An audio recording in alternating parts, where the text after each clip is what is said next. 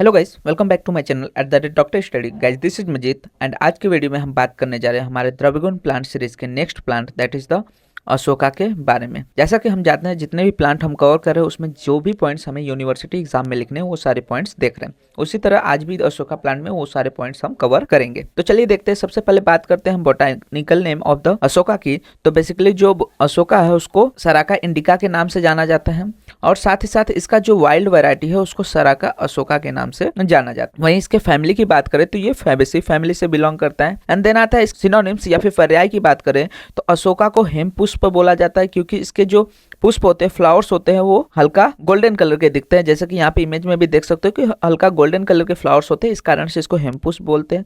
ताम्र पल्लव बोला जाता है क्योंकि इसके जो पल्लव होते हैं दैट इज लीव्स होते हैं वो हल्का ताम्र वर्ण के होते हैं।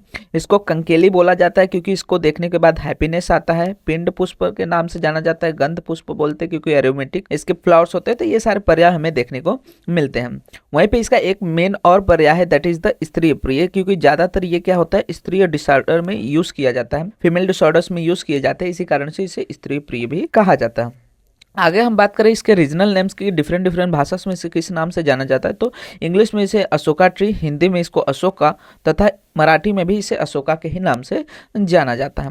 वहीं पे बात करें इसके क्लासिफिकेशन की कि जो डिफरेंट आचार्य हैं उन्होंने इसे किस वर्ग में रखा है तो बेसिकली जो चरक आचार्य है उन्होंने इसे वेदना स्थापन वर्ग में रखा है, मतलब कि जो वेदना को कम करता है, दर्द को कम करता है। वहीं पे भाव प्रकाश की यदि बात करें तो भाव प्रकाश ने इसे पुष्प वर्ग में रखा है। तो यहाँ पे ये बहुत ज्यादा इंपॉर्टेंट बन जाता है कि जो अशोक आता है वो पुष्प वर्ग में आता है। ज्यादातर जो भाव प्रकाश है उन्होंने ज्यादातर द्रव्यों को या तो गुरुच्यादि वर्ग में रखा है या तो हरितज्ञादि वर्ग में रखा है, लेकिन जो हमारा अशोक प्लांट है उसको उन्होंने पुष्प वर्ग में रखा हुआ है। वहीं पे बात करें इसके यूजफुल पार्ट की कि औषधि प्रयोग में इसका कौन से पार्ट का यूज करते हैं तो बेसिकली बोला गया है कि इसके त्वक, बीज और पुष्प तीनों का उपयोग दैट इज बार्क, सीड और फ्लावर्स तीनों का उपयोग औषधि प्रयोग में किया जाता है।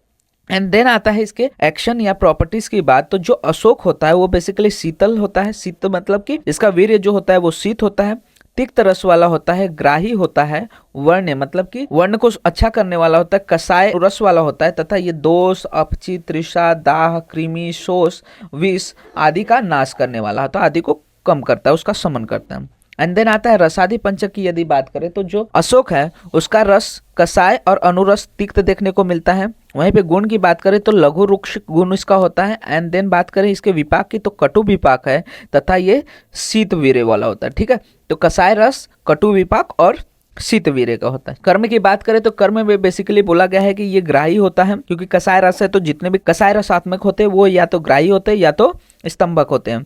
देन आता है इसको वर्ण बोला गया है, तृष्णाहार मतलब कि तृष्णा का नाशक होता है, दाह शामक होता है, कृमिघ्न बोला गया है, व्रणों बोला गया है मतलब कि व्रण को ठीक करता है, हृदय होता है मतलब हृदय के लिए अच्छा है, कार्डियो प्रोटेक्टिव है, संधानीय है, विषग्न बोला गया है और स्तंभक। ये सारे प्रॉपर्टीज या फिर एक्शंस इसके बोले गए हैं। वहीं पे दोष कर्म की बात करें कि दोषों पे इसके किस तरह से एक्शन होते हैं तो बेसिकली बोला गया है कि ये कफ पित्त सामक होता है, मतलब कि कफ का समन करता है क्योंकि इसका कसाय और तिक्त रस होता है और कटु विपाक होता है। वहीं पे पित्त का समन करता है क्योंकि शीत वीर्य और कसाय तिक्त रस का होता है। फार्मेकोलॉजिकल एक्शन की अगर हम बात करें तो बेसिकली इसको एस्ट्रीजेंट, यूटेराइन सेडेटिव बोला गया है। एंड देन रोगाग्नता की बात करें कि कौन कौन सी व्याधि में इसको इंडिकेट किया जा सकता है तो बेसिकली बोला गया है कि इसको प्रदर दैट इज द श्वेत प्रदर हो गया या रक्त प्रदर हो गया, योनि व्यापत्त हो गया, मतलब कि देख रहे हो यहाँ पे जो भी स्त्री रोग है उसमें इसका उपयोग कर रहे हैं, इसलिए इसका एक पर्याय हम लोग ने देखा था दैट इज द स्त्री प्रिय। इसको तृष्णा में भी दिया जा सकता है, दाह, कृमि, व्रण, विष रोग, शोष, अपची, अर्श, वैवर्ण्य, गुल्म, उदरशूल तथा अधमान, इन सारे कंडीशन में हम इसको इंडिकेट कर सकते हैं। आगे अगर हम बात करें आमयुक्त प्रयोग की तो बेसिकली बोला गया है कि इसको वात व्याधि में दिया जा सकता है, मतलब जितने भी वात के डिसीजेस हैं सब में इसका उपयोग किया जा सकता है। तो बेसिकली इसमें क्या करते हैं जो अशोका घृत होता है उसको इंडिकेट किया जाता है इन द वात व्याधि।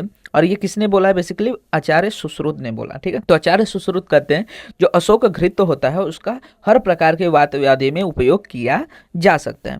वहीं पे सेकेंड आता है इसका थेरापेटिक एडमिनिस्ट्रेशन इन द प्रदर रोग। प्रदर रोग में बोला है कि जो अशोक का त्वक होता है उसका क्वाथ लेने का और उस along with the cold milk in the morning. ठीक है, क्या करेंगे जो अशोक है उसको क्वाथ को कोल्ड मिल्क के साथ लेंगे तो ये क्या करेगा सभी प्रकार के जो प्रदर है उसका ये नाश करेगा। एंड देन आता है असमरी। असमरी that is the urinary calculus. तो बेसिकली बोला गया है कि जो अशोक का बीज चूर्ण होता है, ठीक है, सीड पाउडर होता है अशोक का, उसको वाटर के साथ लेने पे ये मूत्रघात में रिलीफ देता है, साथ ही साथ असमरी को भी ठीक करने में मदद करता है, ठीक है। ये सारी चीजें हमें देखने को मिलते हैं with in the therapeutic administration. वहीं पे इसके हैबिटेट की बात करें कि कौन से रीजन में बेसिकली अशोका ट्रीज ज्यादा देखने को मिलते हैं, तो जो अशोका ट्रीज होते हैं वो कॉमनली ग्रो करते हैं in the forest region of western peninsula, central and the eastern Himalayas and West Bengal में। लेकिन साथ ही साथ बोला गया है कि ये ज्यादातर देखने को मिलते हैं near the bank of reverse या फिर स्ट्रीम ऑफ रिवर्स के। एंड ज़्यादातर आजकल इसका उपयोग हम लोग ऑर्नामेंटल प्लांट की तरह भी देखते हैं, तो बहुत ज़्यादा इसका cultivation as an ornamental plant भी देखने को मिलता है। वहीं पे आगे अगर हम बात करें इसके मॉर्फोलॉजीज की कि किस तरह से इसकी मॉर्फोलॉजी होती है, तो ये बेसिकली एक ट्री होता है जो कि 6 से 9 मीटर हाइट में रहता है। अब ये इसके जो लीव्स होते हैं वो 15 से 20 सेंटीमीटर लॉन्ग लीव्स होते हैं, कंपाउंड लीव्स देखने को मिलते हैं, और राचीज जो होती है इसके ग्लैबरस रखते हैं, और कॉर्की होता है एट द बेस। इसके साथ साथ बोला गया है पेटियोल्स इनका बहुत ज्यादा छोटा रहता है। ये आप इमेज में भी सारी चीजें देख सकते, लीव्स से लॉन्ग देखने को मिलता है, कंपाउंड लिप्स यहाँ पे देखने को मिल रहे हैं।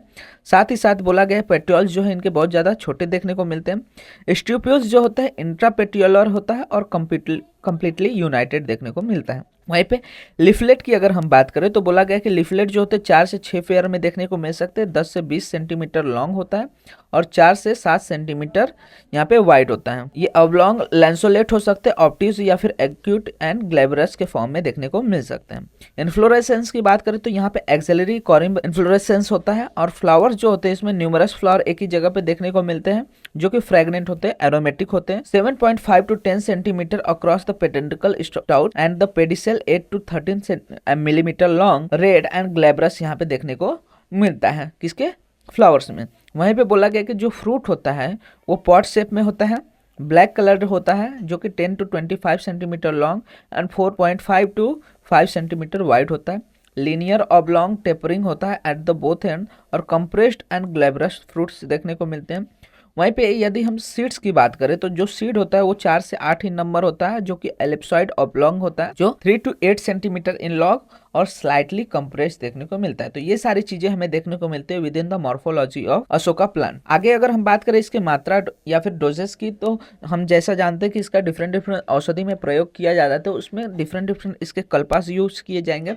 तो उन डिफरेंट कल्पास को कितनी मात्रा में लेने चाहिए उसके बारे में बात करते हैं। तो बोला गया कि अगर इसके क्वाथ का उपयोग किया जा रहा है तो क्वाथ को 40 से 80 ml के डोसेस में लेना चाहिए। वहीं पे बीज चूर्ण का उपयोग कर रहे हैं तो 1 से 3 ग्राम में, और पुष्प के चूर्ण का यूज कर रहे हैं तो 1 से 3 ग्राम में उपयोग करना चाहिए। एंड देन आता है फाइटो कॉन्स्टिट्यूएंट।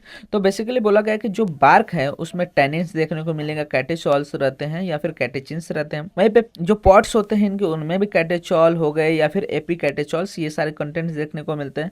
सीड्स में basically linoleic acid, palmitic acid और स्टेरिक एसिड्स होते हैं। एंड देन आता है फ्लावर्स। तो फ्लावर्स में बेसिकली जी सिटेस्ट्रॉल हो गए या फिर गैलिक एसिड हो गया, पाल्मेटिक एसिड हो गया, ये सारे कंटेंट्स हमें देखने को मिलते हैं। एंड आगे अगर हम बात करें इसके रिसर्च कॉर्नर की कि इसके क्या ऊपर क्या क्या रिसर्च देखने को मिला है, तो बेसिकली बोला गया कि जो सराका अशोका है उसका जो मिथेनॉलिक एक्सट्रैक्ट है वो कैपेबल है of ameliorating the condition of arthritis and adjuvant induced arthritis rats. ठीक है, तो ये क्या करता है, अर्थराइटिस में इसके इफेक्ट देखने को मिलते हैं। वहीं पे दूसरा देखने को मिल रहा है कि जो फ्लेवोनॉइड्स होते हैं सराका अशोका के, वो कीमो प्रिवेंटिव एक्टिविटी शो करता है ऑन द स्टेज 2 स्किन कार्सोजेनेसिस। ठीक है, स्टेज 2 जो कार्सोजेनेसिस है उस पर कीमो प्रोटेक्टिव एक्शन देखने को मिलता है सराका अशोका में जो प्रेजेंट फ्लेवोनॉइड्स है। एंड थर्ड इसके रिसर्च अपडेट्स की बात करें तो बेसिकली बोला गया है कि फाइटोकेमिकल जो एनालिसिस है उसमें promising methanolic extract of the seed में क्या क्या चीजें देखने को मिली, carbohydrates, saponins, terpenoids, tannins and proteins, ये सारे कंटेंट देखने को मिला है। साथ ही साथ बोला गया है कि जो बायो एसे फ्रैक्शन गाइडेड फ्रैक्शन है उसमें इफेक्टिव एक्सट्रैक्ट में देखने को मिला है कि आइडेंटिफाई हुआ है useful molecule for the control of mosquito vectors. वहीं पे आगे हम बात करें इसके योग या फिर फॉर्मुलेशन की, तो बेसिकली बोला गया है कि इसमें डिफरेंट डिफरेंट योगास बनाए जा सकते हैं। जैसे कि अशोका अरिष्ट है तो अशोका अरिष्ट का यूज हम लोग अश्रुग धारा और रक्तपित्त में कर सकते हैं। उसी तरह अशोका जो घृत है उसका उपयोग हम प्रदर में, योनिशूल तथा कटिशूल में कर सकते हैं।